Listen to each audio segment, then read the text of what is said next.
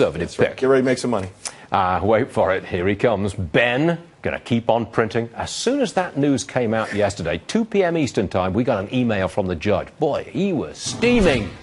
He's here. Judge Andrew Napolitano. You know, What's wrong? I was in the D.C. Bureau yesterday, and everybody was commenting, and you eventually did as well on Neil Cavuto. I think you really agree with me, but you don't want to admit it for the sake of this conversation, that the market had a remarkable turnaround when Ben Bernanke unexpectedly announced that as a swan song to his friends who like cheap, easy, free printed cash, a.k.a. the Wall Street crowd, he would buy another $85 billion worth of bonds, basically creating that money out of thin air. This will produce a bubble. This is artificial. How is this money going to be paid back? How can we possibly claim this is prosperity when we're passing along printed, valueless cash from a bank that has the authority to do this to the pockets of profit takers on Wall Street? May I explain? Sure. You say, how will this be paid back? It doesn't get paid back because it's not borrowed money. The Federal Reserve has a big chunk, hold on, it's got about $3 trillion in the coffers, right? Because it's been putting it out there. It's been buying paper and paying money for it. That puts money into the economy. Where did it get that $3 trillion? Hold on, it prints it, hold on. Now it's got $3 trillion in the coffers, and when it wants to reverse that, it starts selling the paper that it's got, pulling money back in. It replaces it. Got it? This will produce another unsustainable bubble, an artificial, government-orchestrated, unnatural accumulation of assets in a place where it doesn't belong. You said that. You said that. I don't know how many years ago when this money printing started. What, 4 or 5 years ago? It'll create inflation. Where's the inflation? Well, I didn't say it would create an inflation. I may have said that. There's no inflation now. Inflation is less than 2%. The Fed wants more inflation. Right. That's how wacky they are. They want prices to go up.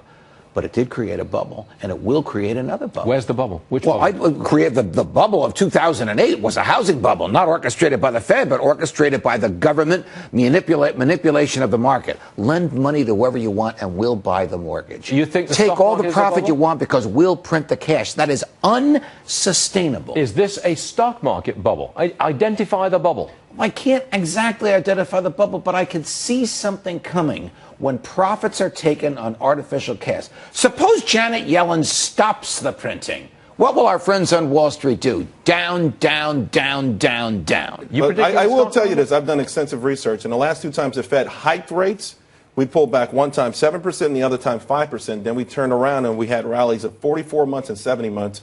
My problem with the Fed, to be quite frank with you, Judge, is the money doesn't get to Main Street. It does only get, they're giving the federal government money. And they're giving the big banks money. And they're giving big banks money. Correct. But people watching this show haven't gotten a crumb out of that money.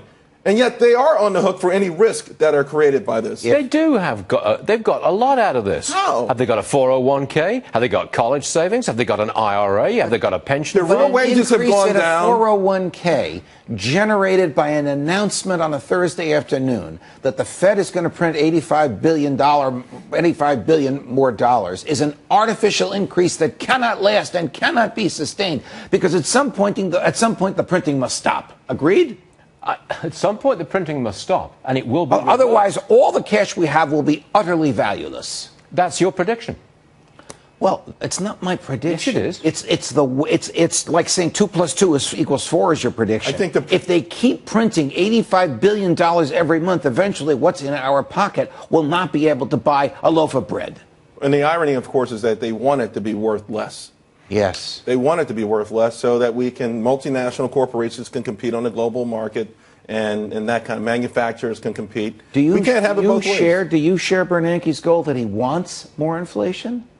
I'm not the subject of this discussion. Oh, okay. Right. I'm just the moderator between You've actually brought the two of us very close. My skepticism about the Fed is far deeper than Charles. His understanding of the evils of the Fed is far greater than mine. Listen, I'm just saying, I'm with you in the sense that I wish the Fed didn't exist. I think the idea of these soft landings, and let's face it, this is what we're always trying to do in this country, engineer a soft landing. Okay, if Bernanke had laryngitis and didn't speak yesterday or took the day off, do you think the stock market would have gone up after 2 o'clock? I don't know, but it went up. 300-point reversal because of an announcement that we're going to print fake cash. Yesterday, the Dow was up less than 1%, and today it's down. I mean, it's at some point, I think, you know what, the Fed, whatever they're trying to do, they failed. And it would have been mea culpa for him to start tapering yesterday. He had a chance to sort of admit that he failed. Wall Street was ready for it, and he didn't. He made the problem worse, not better yesterday. Okay, hold on a second. Let's get to a little reality to intrude here. Janet Yellen is almost certainly going to be the next chairman of the Federal Reserve. I think that's it really does seem like that, odds-on favorite.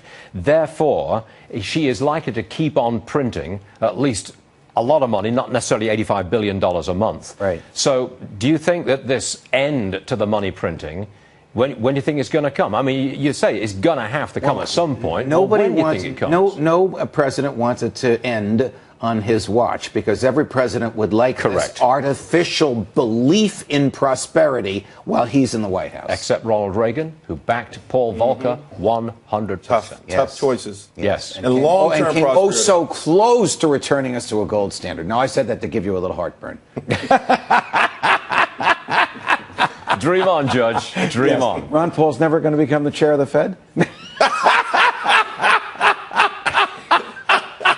I seem to have lost control of this discussion. When Rand becomes president. All right, Judge. You made your point, and we'll listen to you. Thanks very much indeed. Pleasure.